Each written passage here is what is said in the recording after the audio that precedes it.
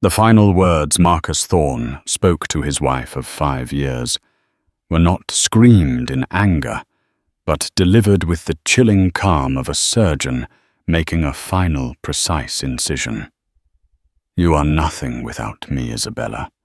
You came into this world with nothing, and you will leave my world with nothing."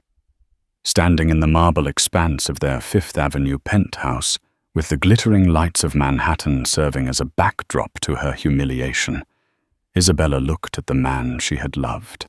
He was a titan, a self-made predator of Wall Street, and she was in his eyes his most beautiful and now most disposable acquisition. The silence in the penthouse was a living entity. It pressed in on Isabella heavier than the baccarat crystal chandelier that hung like a frozen waterfall above them. Outside the city thrummed with endless life, but inside a life was ending. "I don't understand Marcus," Isabella said, her voice a low, steady murmur that betrayed none of the seismic shock waves tearing through her. "Last night at the museum gala, you said, 'Last night was business.'" Marcus cut her off, turning from the floor-to-ceiling window to face her. His suit was a custom-tailored masterpiece of charcoal grey, his posture impeccable. He was the image of modern power, a colossus carved from ambition and ruthless efficiency. "Everything is business, Isabella. That's a lesson you never quite managed to learn." He gestured vaguely towards the hallway. "Your things have been packed. A few suitcases, sentimental items. They're by the service elevator. I'll have them sent to any hotel you choose. For one night." The casual cruelty of it was what stole her breath. Not a fight, not a tearful confession. Just an eviction, a corporate downsizing of his personal life. "My things?" She whispered the words, catching in her throat. Her things were a curated collection of a life lived within his orbit. Gowns chosen for his gala's jewelry, gifted for his triumphs, books read in the lonely hours while he conquered another market. Her entire identity for the past 5 years had been Mrs. Thorne. That's when she saw her.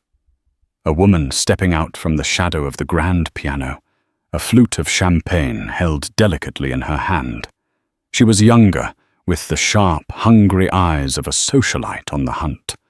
Her blonde hair was a perfect icy sheet, and her smile was a weapon. Isabella recognized her instantly. Chloe Vanderbilt, a woman whose lineage was as old as her morals were new. Her family name was a blue-chip stock on the social exchange, something Marcus, for all his billions, could never acquire. Until now, apparently. "Isabella," Chloe said the name, dripping with a cloying, false sympathy. "Marcus told me how amicable you'd be." Amicable. The word was a slap. Isabella's gaze shifted back to Marcus. She saw the truth now laid bare in his cold, unapologetic eyes. He wasn't just leaving her. He was upgrading. In his mind, he was trading in a reliable sedan for a limited edition hypercar. Chloe Vanderbilt wasn't just a woman. She was a validation, a final stamp of approval from the old money world he so desperately craved to join. "The prenuptial agreement is ironclad, as you know." Marcus continued, his voice a low monotone, as if he were closing a quarterly report. "Our lawyers drafted it to be unassailable. You leave with the settlement we agreed upon. Generous by any standard for a woman of your background."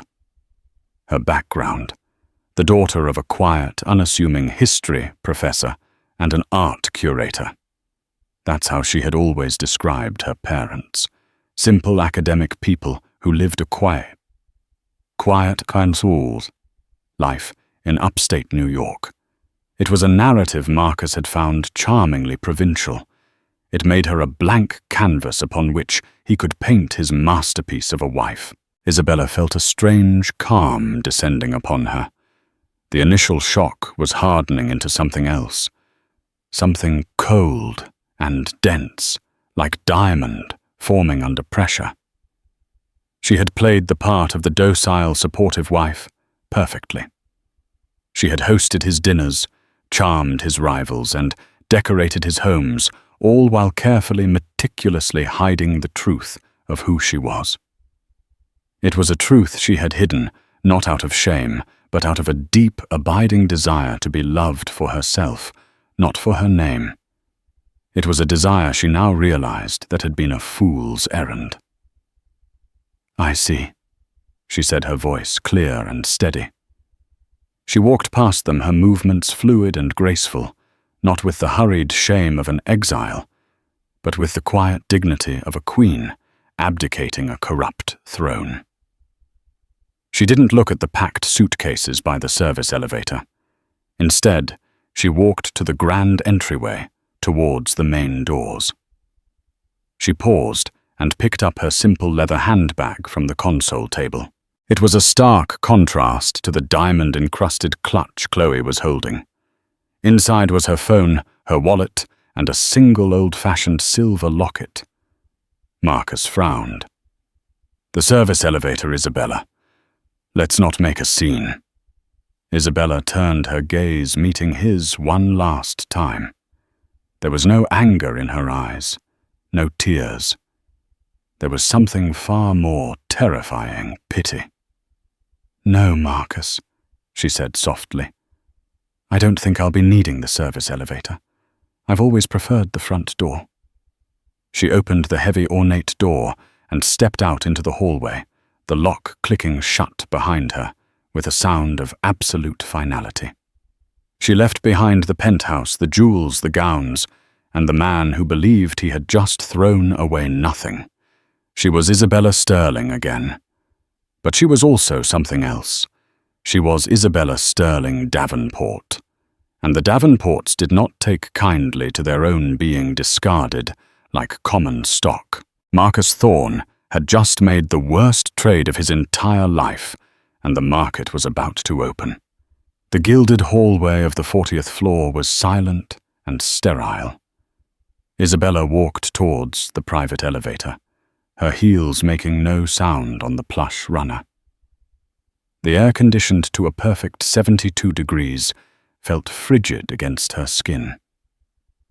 She had entered this building 5 years ago as a hopeful bride and was now leaving as, what a liability. A footnote. When the elevator doors whispered open, she stepped inside, not looking back. As the polished bronze doors closed, sealing her away from the life that had just been amputated, her reflection stared back at her. A woman in a simple but elegant cashmere dress, her dark hair pulled back neatly, her face pale but composed. The shock was a high-frequency hum beneath her skin, but on the surface a lifetime of training took over. Davenports did not crumble. They consolidated. The elevator descended a smooth, silent fall from the heavens of Manhattan's elite. At the ground floor, the doorman, a kind man named Patrick, who had always greeted her with a warm smile, rushed to open the door. "Good evening, Mrs. Thorne. Is your car on its way?" he asked, his eyes full of professional courtesy.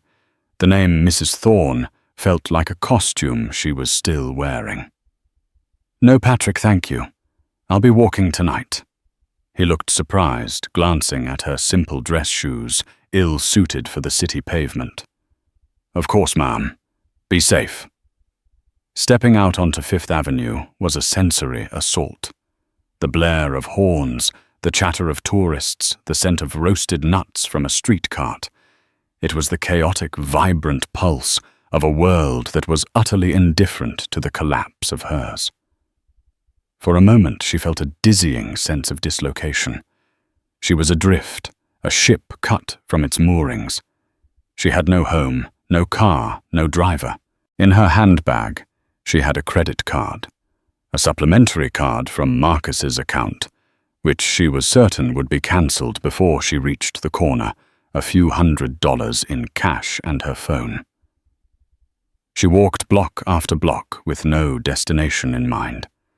The towering buildings, once symbols of her husband's power and her protected life, now seemed to lean in, threatening to crush her. She saw happy couples walking hand in hand, laughing, and a pang of grief, sharp and raw, pierced through her composure. It wasn't just the luxury she had lost. It was the dream of a life, the belief that she had been seen and loved for who she was. After 15 minutes of aimless walking, the cold October air biting at her arms, she stopped. The initial shock was receding, replaced by a cold, clear purpose. She couldn't fall apart on a New York sidewalk. That was what he expected. That was the reaction Chloe Vanderbilt would have smugly predicted. Isabella ducked into the warm, anonymous lobby of a boutique hotel, a place of quiet, old-world elegance, far from the trendy glass and steel monoliths Marcus preferred. She found a quiet seat in a velvet armchair, ordered a black coffee she had no intention of drinking, and pulled out her phone. Her fingers hovered over her contact list. Her friends, society wives, and the partners of Marcus's colleagues would offer tearful sympathy and useless platitudes before gossiping about her downfall. They were not an option. She scrolled past them all, down to a single entry. A name without a photo listed simply as Finch. She pressed the call button. It rang once, twice a world away. She imagined where he might be. Geneva, perhaps, in the quiet, unassuming office that served as the nerve center of her family's true enterprise. A voice answered, crisp and immediate, with the faint transatlantic accent that spoke of English boarding schools and Swiss banking halls. "Yes, Alistair, it's me," Isabella said, her voice low. There was no surprise in his tone, no flurry of questions, just a calm, patient attentiveness. "Isabella, I am here. Are you safe?" "I am safe," she confirmed. "But there has been a change in my circumstances. My marriage is over." A beat of silence on the other end of the line. It wasn't hesitation. It was processing. "I see. Has he been hostile?" "Only emotionally," she said, a bitter smile touching her lips. "He has asked me to leave. I have left the residence." "Where are you now?" Alistair Finch's voice was already shifting, moving from pastoral concern to logistical precision. "The lobby of the Carlisle Hotel. Do not move. A car will be with you in 10 minutes. A suite has been arranged under the name Sterling. Your personal accounts, the ones firewalled from Thorn, have been fully activated. A new phone and laptop will be waiting for you in the suite. Is there anything else you require immediately?" The sheer speed and efficiency of it was a comfort, a reminder of the world she had left behind for Marcus. A world not of flashy leveraged buyouts and hostile takeovers, but of quiet, generational power that moved like a glacier, slow, silent, and unstoppable. "No, Alistair. That's all for now." "Very good. There is one more thing, Isabella. Your father has been anticipating a development of this nature. He was never a great admirer of Mr. Thorn's character." Isabella closed her eyes. Her father, Nathaniel Davenport, was a man who communicated more in silence than most did in speeches. His disapproval of Marcus had been a quiet, constant pressure throughout her marriage, a shadow she had tried to ignore. "Alistair," she said, her voice dropping to a near whisper. "Marcus is finalizing his acquisition of Ethelred Industries. It's his legacy deal. He's been working on it for 2 years. The final papers are being signed this week." Another pause from the other end of the line, this one charged with a different kind of energy. Alistair Finch knew precisely what Ethelred Industries was. He knew every stock, every asset, every hidden clause in its 100-year-old charter. "Indeed," Alistair said, his voice now laced with an edge of cold, hard steel. "That is a most interesting convergence of events. I believe your father will want to be briefed on this immediately. Rest now, Isabella. We will handle things from here." The line went dead. Isabella placed her phone on the table. The warmth of the hotel lobby seeped back into her bones. She wasn't a homeless, discarded wife anymore. The game had not ended. A new one was just beginning. And in this game, Marcus Thorne had no idea who his opponent truly was. He thought he was playing checkers against a pawn. He was about to find out he was playing chess against the Queen, and her entire kingdom was about to be brought to bear. While Isabella was finding her footing in the quiet elegance of the Carlisle, Marcus Thorne was ascending to his Olympus. The Thorne Global Headquarters, a sleek shard of obsidian glass piercing the midtown sky, was buzzing with the electric energy of a monumental victory. Marcus stood in the center of the main boardroom on the 80th floor. The room was his temple, a monument to his own genius. One wall was a screen, currently displaying the soaring stock price of Thorne GLB. The other 3 walls were pure glass, offering a god's-eye view of the city he had conquered.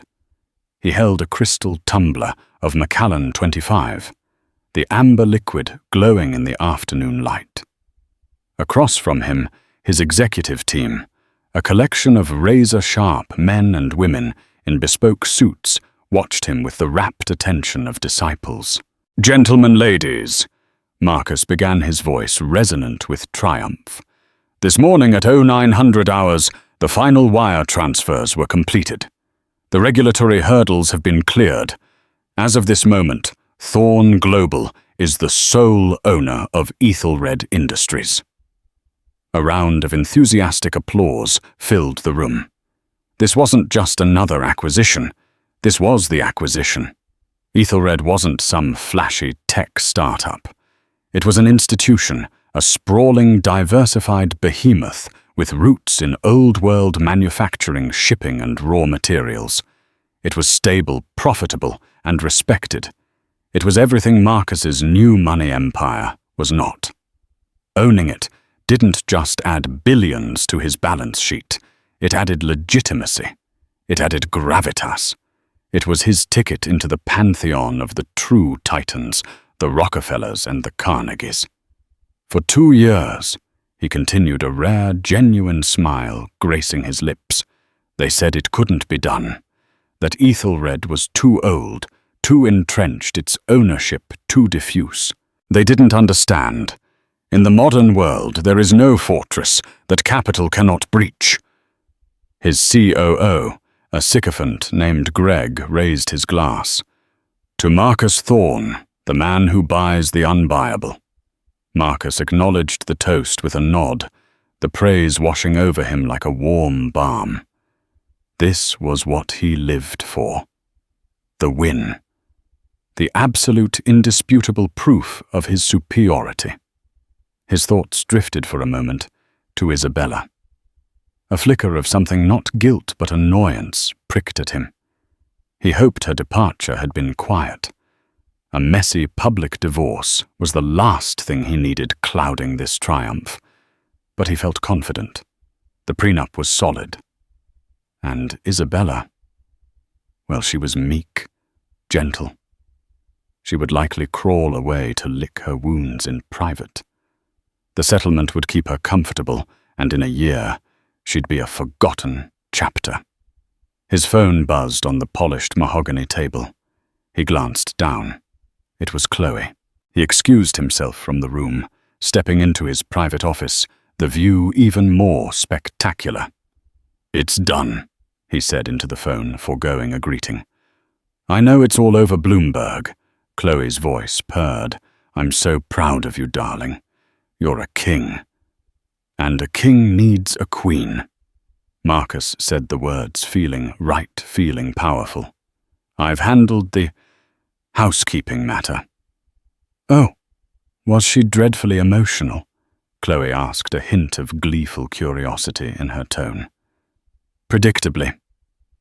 Marcus lied, unwilling to admit Isabella's unnerving calm. But it's done. She's gone. The penthouse is ours. Wonderful. My decorator can start tomorrow. We need to erase all that beige taste of hers. I'm thinking jewel tones. Something with a bit more life, she chirped. I'll see you at Per Se tonight table for 2 reserved under Vanderbilt. She used her own name, a subtle but clear signal. The changing of the guard. I'll be there, Marcus promised, ending the call. He stood by the window, looking down at the city below. The cars were tiny specks, the people invisible. He felt a surge of pure, unadulterated power. He had it all. The empire, the legacy, and the perfect blue-blooded woman to stand beside him. He had shed his last remaining link to his unremarkable past. Isabella, with her quiet hobbies and her history professor father, had been a starter wife, a relic from a time before he was a god. His attention was drawn back to the screen in the boardroom, which now showed a live feed from CNBC. The headline was his own Thorne Global completes hostile takeover of Ethelred Industries in $40 billion deal. The pundits were lauding his genius, his audacity. He felt invincible, unassailable.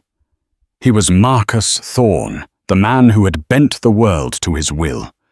There was no variable he hadn't accounted for, no angle he hadn't considered. But in a quiet hotel suite less than a mile away, a woman he had dismissed as a rounding error was about to prove him catastrophically wrong.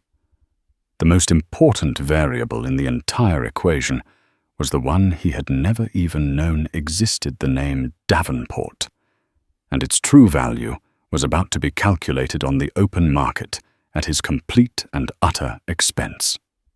The suite at the Carlyle was less a hotel room and more a self-contained world of discreet luxury. Cream-colored walls, antique furniture, and thick noise-cancelling carpets created an atmosphere of profound tranquility. For Isabella, it was a decompression chamber, allowing the roaring chaos in her mind to slowly settle. A knock at the door, soft but precise, announced his arrival. Isabella opened it to find Alistair Finch. He was exactly as she remembered him from their rare meetings in Europe, tall, impeccably dressed in a Savile Row suit that was likely older than she was, with thin-rimmed glasses perched on a sharp nose. He carried a slim leather briefcase. He was the human embodiment of a Swiss vault. "Isabella," he said with a small, respectful bow of his head. "You look well under the circumstances." "Thank you for coming so quickly, Alistair," she said, leading him into the sitting area. A new laptop and a sleek encrypted satellite phone sat on the coffee table, delivered by a silent hotel staffer moments earlier. Alistair didn't sit.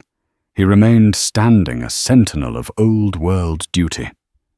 "Your father sends his regards, and his unconditional support. He is displeased." The word displeased, when used by Alistair to describe Nathaniel Davenport, was a colossal understatement. It was the diplomatic equivalent of a declaration of war. "Mr. Thorne has made a grave miscalculation," Alistair continued, his voice devoid of emotion. "He has mistaken quietness for weakness, a common error among the newly affluent." He placed his briefcase on the table and opened it with 2 satisfying clicks. Inside there were no papers, only a tablet. He swiped the screen to life, and a complex diagram of corporate ownership appeared, a web of entities and holding companies. "As you know," Alistair began, his tone shifting into that of a lecturer. The Davenport family's primary investment vehicle for the last 70 years has been Argentum Holdings S.A., a privately held firm based in Geneva. Isabella nodded, following along. This was the world she had been raised in, the language she had been taught to speak before she had even learned French. Secrecy, diversification, and silent control. Argentum, he went on, holds controlling interests in dozens of companies, usually through tiered subsidiaries, to ensure anonymity.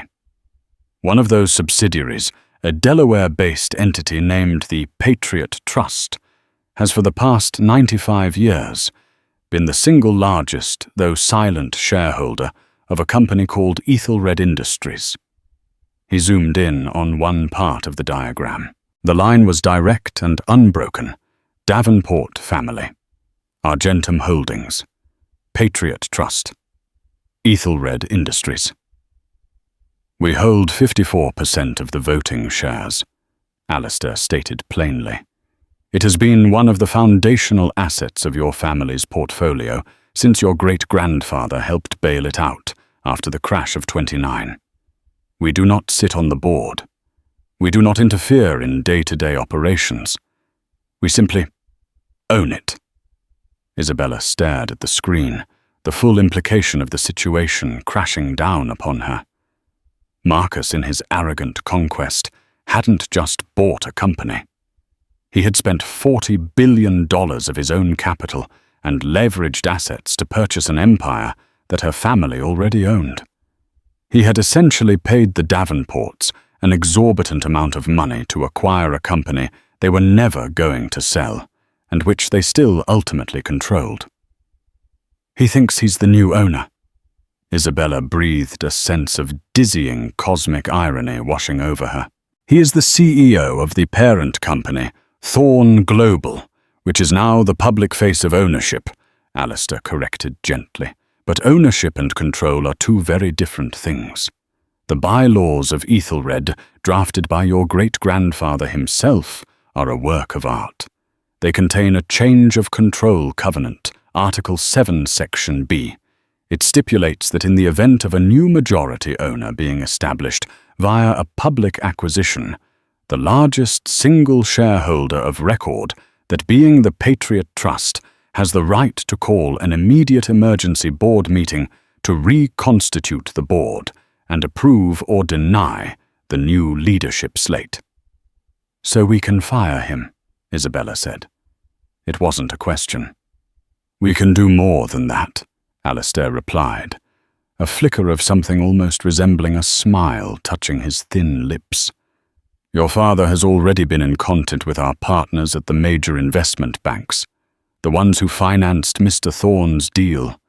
They were quite receptive to a private call from the true owners of the asset they were leveraging. They are beginning to understand the catastrophic risk profile of their loan to Thorn Global. The plan was becoming brutally, beautifully clear. They weren't just going to take Ethelred back. They were going to use Marcus's own leveraged $40 billion as a weapon against him. When the market learned that his crowning achievement was a sham and that his entire deal was built on a foundation of sand, the stock of Thorn Global would not just fall, it would plummet into an abyss. What does my father want to do? Isabella asked. Alistair finally looked at her directly, his gaze sharp and meaningful. He believes it is time for a Davenport to take a more public-facing role in the family's affairs. Ethelred Industries is a legacy asset. It requires a steady-hand one that understands its history and its future, not a corporate raider who wishes to strip it for parts. He paused. He has instructed me to ask you, Isabella. What do you want to do? The question hung in the air. This wasn't just about revenge.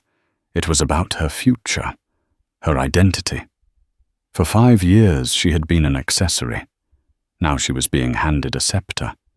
She thought of Marcus's condescending words. You came with nothing. You are nothing without me. A fire she didn't know she possessed began to burn in her chest. I want to chair the emergency board meeting, Isabella said, her voice ringing with newfound steel. I want to be there when Marcus Thorne learns who the Patriot Trust is. I want to see his face when he realizes the empire he just bought belongs to the family of the wife he just threw away. Alistair Finch gave a single decisive nod. It shall be arranged. The press release from Argentum Holdings goes out at 0800 tomorrow morning, 1 hour before the market opens. The emergency board meeting will be called for 1,000 hours, at his headquarters. He closed his briefcase. I suggest you get some rest, Ms. Davenport. Tomorrow will be a very demanding day. As he left the suite, Isabella walked to the window. The lights of New York glittered below, no longer menacing, but like a kingdom spread at her feet. Marcus had taken her home, her husband, and her name. Tomorrow she would take his company, his legacy, and his future. The morning broke grey and damp over Manhattan. Marcus Thorne woke up feeling like a Roman emperor. He had slept soundly in the master suite of his penthouse now cleansed of Isabella's quiet, unassuming presence. Chloe was still asleep, a portrait of aristocratic perfection against the fret linens. He bypassed his personal chef, grabbing only a black coffee, and was in his Maybach by 7:30 a.m., speeding towards Wall Street. His mind was already racing, planning the first 100 days of the Ethelred integration. He would slash redundant departments, sell off underperforming assets, and squeeze every last drop of profit from the old behemoth. He would show the world how new money dynamism could revitalize old money stagnation. As his car pulled into the private garage beneath Thorne Global, his phone began to buzz. It was his head of PR. He ignored it. Then his COO. He ignored that too. He wanted to walk onto the trading floor, unbothered, to soak in the atmosphere of his triumph. When the elevator opened onto the 80th floor, the mood was wrong. It wasn't the jubilant, celebratory air he had expected. The energy was frantic, panicked. People were huddled around terminals speaking in hushed, urgent tones. His COO, Greg, rushed towards him, his face ashen. Marcus, thank God. Have you seen the news? Greg asked, holding out a tablet. I am the news, Greg, Marcus said, dismissively, striding towards his office. No, you don't understand, Greg insisted, jogging to keep up. A press release. It hit the wires 20 minutes ago, from some Swiss firm. Argentum Holdings. Marcus stopped, an uneasy feeling starting to churn in his gut. He took the tablet. The headline from the Wall Street Journal's online edition was stark. Swiss-based Argentum Holdings, via U.S. subsidiary, reveals 54% controlling stake in Ethelred Industries, cites change of control covenant. Marcus read the first paragraph, his blood turning to ice. It detailed how a secretive holding company, acting on behalf of an unnamed private family, had been the silent majority owner of Ethelred for nearly a century. It went on to state that in light of the Thorne Global acquisition, Argentum was exercising its contractual right to call an emergency board meeting to ensure the continuity of the company's long-term vision. What the hell is this? Marcus whispered, his voice hoarse. This is impossible. Our due diligence was perfect. We vetted every shareholder. Apparently not, Greg said, his voice trembling slightly. This Patriot Trust was listed as a legacy institutional holder. No one ever looked behind it. It's been dormant for decades. We thought it was a defunct family trust. Marcus's mind was reeling. 54%. It wasn't just a large stake. It was absolute control. He didn't own Ethelred. He was merely its custodian, and one who could be dismissed at will. The $40 billion he had spent was now a colossal, suffocating weight of debt secured against an asset he didn't control. His phone rang again. It was his lead banker from Goldman Sachs. He answered it, his hand shaking. "Marcus." The banker's voice was frigid, all previous warmth gone. "I assume you've seen the Argentum release. We need to talk about the collateral on your loan. Our risk department is having a collective meltdown. Who the hell are these people?" "We're handling it," Marcus blustered, trying to project a confidence he did not feel. "It's a power play, a shakedown. We'll buy them out." Buy out a 54% controlling stake, with what, Marcus, your own stock is already down 12% in pre-market trading. The second the bell rings, it's going to fall off a cliff. The market thinks you've been played for a fool. The pre-market bell rang, its digital chime echoing through the silent office like a death knell. On the giant screen in the boardroom, Marcus watched in horror as Thorne, GLB, his life's work, his very identity opened, not down 12%, but 25%. It was a bloodbath. Billions of his personal net worth were evaporating in seconds. A chime came from his desktop, an email. It was an official summons. To Marcus Thorne, CEO Thorne Global. From Office of the General Counsel, Ethelred Industries, subject. Notice of Emergency Board Meeting, pursuant to Article 7, Section B of the Corporate Bylaws. An emergency meeting of the Board of Directors has been called for 10:00 a.m.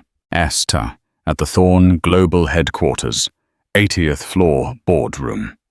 The agenda will be the review and approval of the new leadership slate.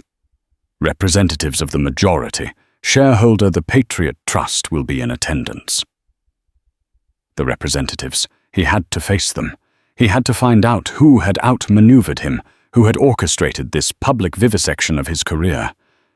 He looked at the clock. It was 9:05 a.m. He had less than an hour before his execution. He stumbled into his office and slammed the door, his carefully constructed world shattering around him. He stared out the window at the city that had been his kingdom. He was no longer an emperor on Olympus. He was Icarus, flying too close to a sun he never knew existed, and his wax wings were melting away with terrifying speed. He had been so focused on the prize, he had never once bothered to look at who owned the trophy. At precisely 9:55 a.m., the private elevator to the 80th floor chimed. The remaining members of Marcus's executive team, who were huddled in the reception area like survivors of a shipwreck, looked up. The elevator doors opened. 3 figures stepped out. The first was Alistair Finch, his calm, ascetic face a mask of impenetrable neutrality. The second was a stern-looking man in his 60s. Ethelred's long-serving general counsel, but it was the person between them who made the entire floor fall silent. It was Isabella. She was not the Isabella they knew. Gone was the soft, deferential wife who wore pastel colors and spoke in gentle tones. This Isabella was dressed in a razor-sharp, dark navy pantsuit. Her hair was pulled back into a severe, elegant chignon. Her face was devoid of makeup, save for a slash of confident red lipstick. She radiated an aura of calm, absolute authority. She didn't look like a woman who had been kicked out of her home less than 24 hours ago. She looked like a woman who had come to foreclose on it. She walked past the stunned executives without a glance, her gaze fixed on the boardroom doors. Alistair held one of the large glass doors open for her, and she swept inside. Marcus was already there, standing at the head of the long mahogany table, his back to the door. He was staring at the stock ticker, a cascading waterfall of red. Thorn GLB was now down 48%. His company had lost almost half its value in under an hour. "Whoever you are, you've made your point," Marcus said, his voice rough, not turning around. "This is a shakedown. Name your price. I'll make you rich." "I find that highly unlikely," a calm, familiar voice said from behind him. "Considering you leveraged your entire company to buy something my family already owned." Marcus froze. He turned around slowly, his face a mask of disbelief. He saw her standing at the opposite end of the table, flanked by the two men. The sight was so incongruous, so impossible, that for a moment he thought he was hallucinating, that the stress had finally broken his mind. "Isabella!" He breathed the name, a wisp of confusion. What are you doing here? This is a private meeting." "Yes, it is," Isabella replied, her voice as cool and clear as ice water. "A meeting of the owners of Ethelred Industries. Allow me to introduce myself properly. I am Isabella Davenport Sterling. My family are the beneficial owners of the Patriot Trust." Davenport. The name meant nothing to him. It wasn't on any list of the Forbes 400. They weren't loud, flashy socialites. They were phantoms. Alistair Finch stepped forward and placed a single file on the table. "The documentation of provenance, should you wish to inspect it, Mr. Thorn. It is all quite in order." Marcus stared at Isabella, his mind struggling to connect the dots. The history professor father, the quiet life, the refusal to ever discuss her family's finances. It hadn't been modesty. It had been concealment. He had married into a dynasty more powerful than any he had ever imagined, and he had treated its heiress like a household servant.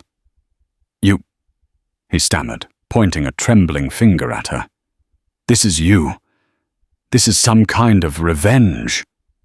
"Revenge." Isabella tilted her head, a gesture of clinical curiosity. "Revenge is a passionate emotional act. This Marcus is business. You taught me that yourself. A simple corporate restructuring to protect a valuable asset from a reckless and over-leveraged manager." She used his own cold, detached language against him, and each word was a perfectly aimed dart.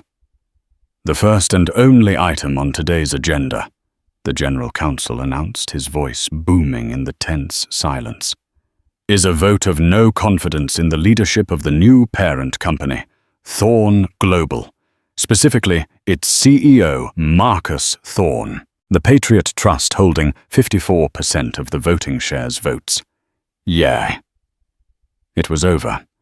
In a single sentence he had been deposed. "You can't do this," Marcus whispered, desperation cracking his voice. "I built this Thorn Global is me. Thorn Global is a publicly traded company that is currently in a state of catastrophic collapse," Alistair Finch stated coolly. "Your creditors are already lining up. By noon your board will have no choice but to remove you to try and stop the bleeding. You are a CEO with no company and a billionaire with no billions." Just then Marcus's personal phone sitting on the table lit up with a call. The name displayed was Chloe Vanderbilt. He stared at it, a drowning man, seeing a phantom lifeboat. Isabella noticed his gaze. "I wouldn't bother answering that," she said, her voice laced with a faint trace of pity. "The Vanderbilts, for all their faults, have an excellent sense of self-preservation. They can smell a sinking ship from miles away. I imagine she is calling to cancel your dinner reservations."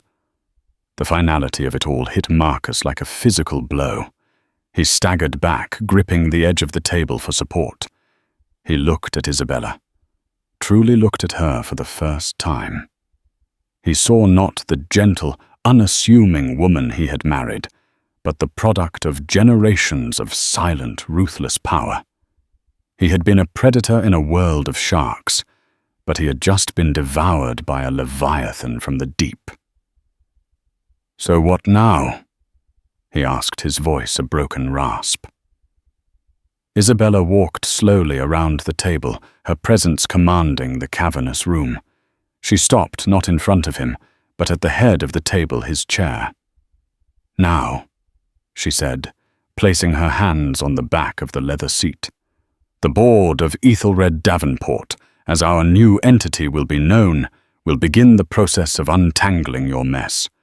We will stabilize the company, honor its employees, and restore its legacy of quiet, sustainable growth. As for you," she looked at him, her eyes holding no malice, only a profound and devastating indifference. "You told me I was nothing without you. You came into this world with nothing, and you will leave my world with nothing."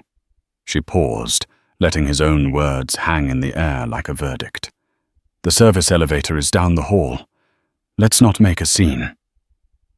The aftermath of the reckoning on the 80th floor was not a loud explosion, but a silent, crushing implosion. For Marcus Thorne, it was as if the laws of physics had been personally suspended for him alone.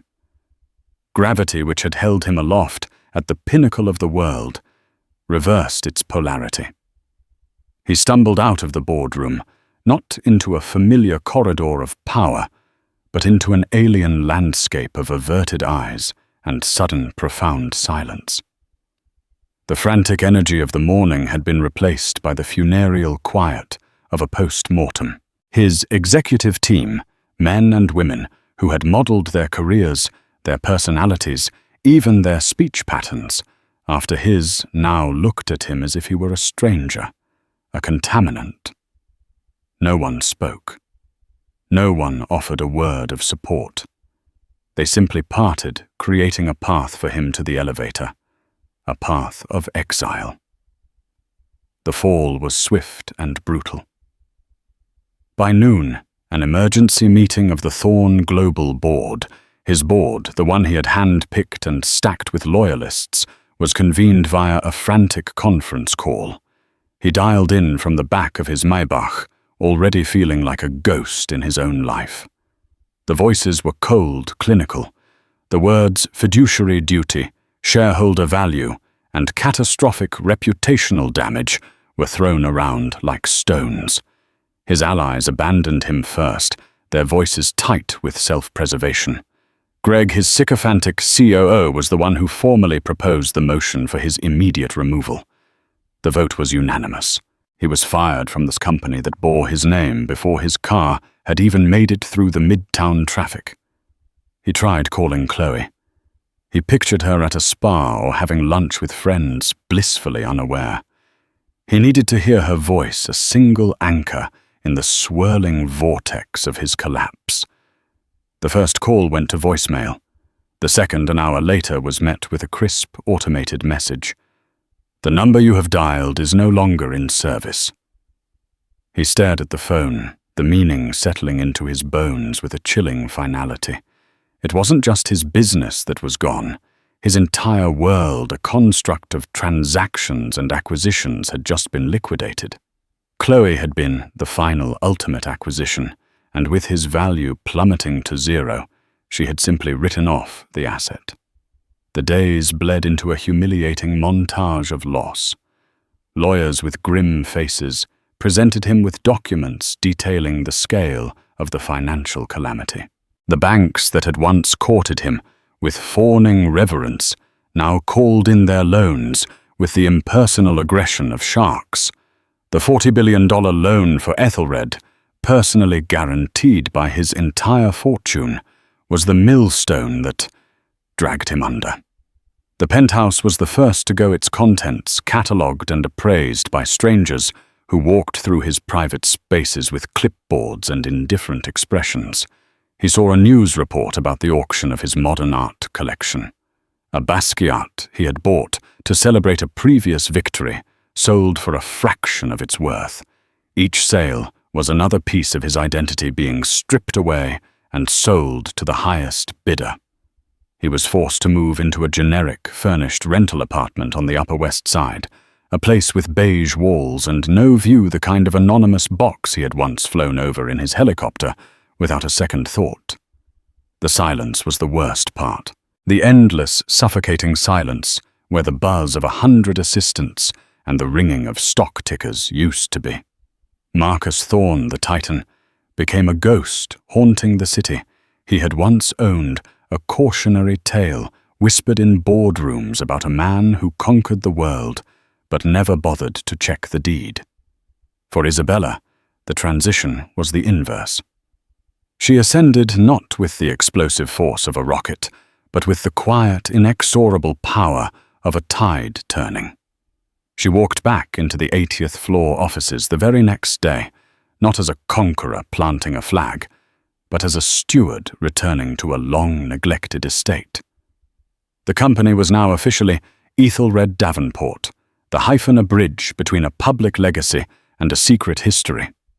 The remaining executives, shell-shocked and uncertain, greeted her with a mixture of fear and deep-seated skepticism. They saw the discarded wife, the society hostess. They expected a figurehead, a placeholder, until a real CEO could be found. She called her first executive meeting in the same boardroom where Marcus had been deposed. She didn't take his chair at the head of the table. Instead, she chose a seat in the middle, forcing them to look at each other. Not just at her. She didn't speak of profits or leveraged buyouts. She spoke of history. For nearly a century, she began, her voice calm and measured. This company, Ethelred, has built things.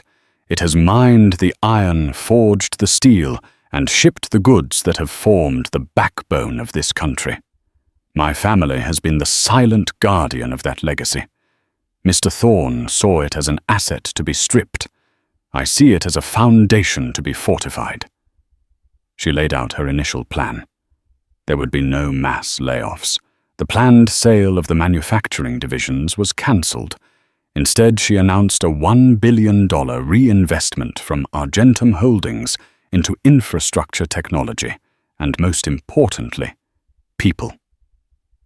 The executives stared dumbfounded. It was the antithesis of everything Marcus had preached. It was corporate heresy. To truly understand the entity she now commanded, Isabella knew she couldn't lead from a glass tower in Manhattan. A week later, she flew to a steel town in Pennsylvania, home to one of Ethelred's oldest mills. She walked the factory floor, the air thick with the smell of hot metal and the deafening roar of machinery. She wore a hard hat and safety glasses, not a couture suit. The workers watched her with wary, cynical eyes. They had seen executives come and go, promising the world and delivering pink slips. She sought out the foreman, a man named Frank Kowalski, whose father and grandfather had worked in the very same mill. He was a broad-weathered man with hands like leather and eyes that had seen decades of economic booms and busts. "The Thorne people came through last month," Frank said, his voice gruff, barely audible over the din. "Walked around for 20 minutes in their shiny shoes. Never asked a single question. Just took pictures. We all knew what that meant. Sizing up the place to see how much the scrap was worth." "That is not why I am here, Frank," Isabella said, meeting his gaze directly. "What does this mill need to not just survive, but to compete for the next 50 years? Frank was taken aback by the directness of the question. He hesitated, then a lifetime of frustration and pride spilled out. He spoke of outdated furnaces, of the need for new casting technology, of losing skilled young workers to other industries because they saw no future in steel. He spoke not with complaint, but with the passion of a man who loved his work and grieved for its decline. Isabella listened. She took notes in a simple spiral notebook. For 2 hours, she walked with him, asking questions, absorbing the reality of the business far from any balance sheet. Before she left, she turned to him. "Thank you, Frank. You've given me my agenda." This visit became her model. She met with the bankers who had financed Marcus's deal men, who now faced her with a mixture of awe and terror. They expected a plea for favorable terms.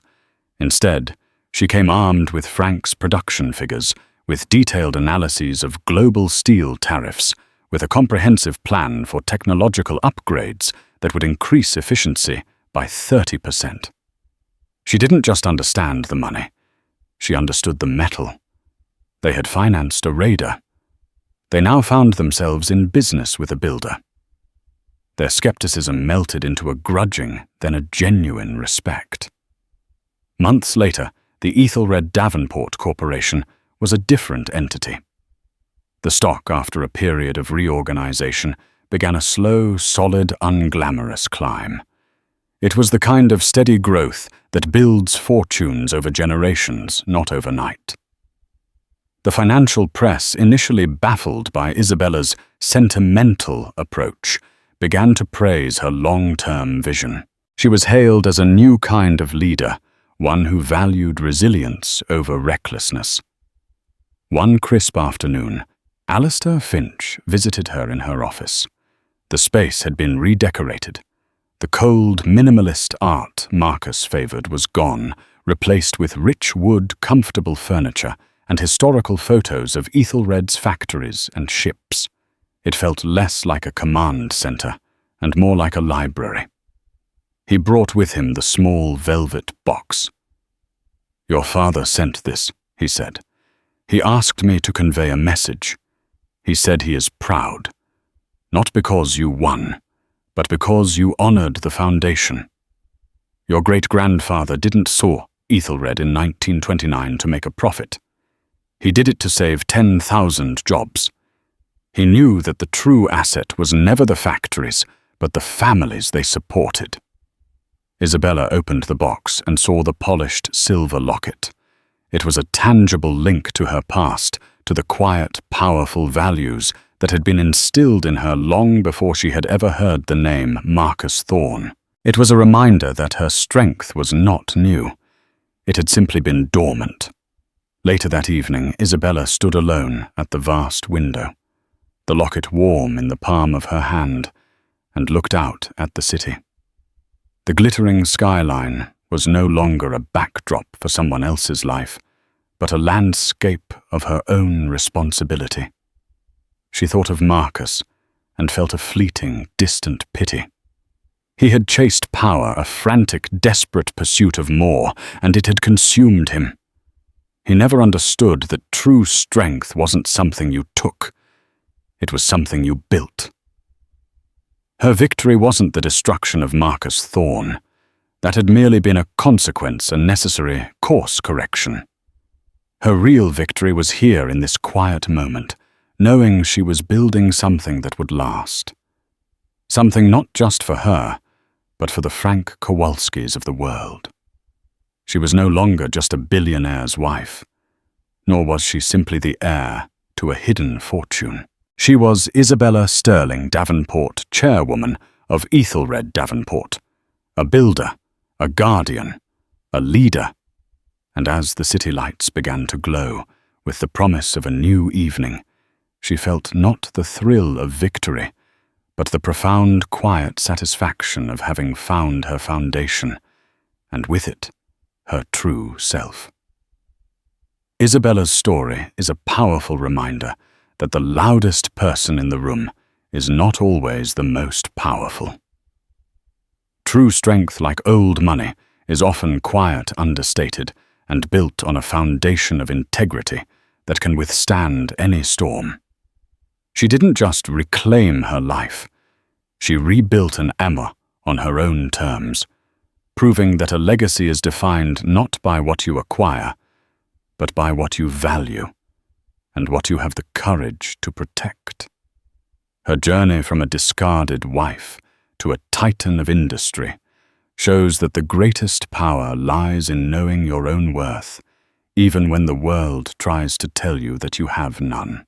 If you were captivated by Isabella's incredible turn from betrayal to triumph, please show your support by hitting that like button.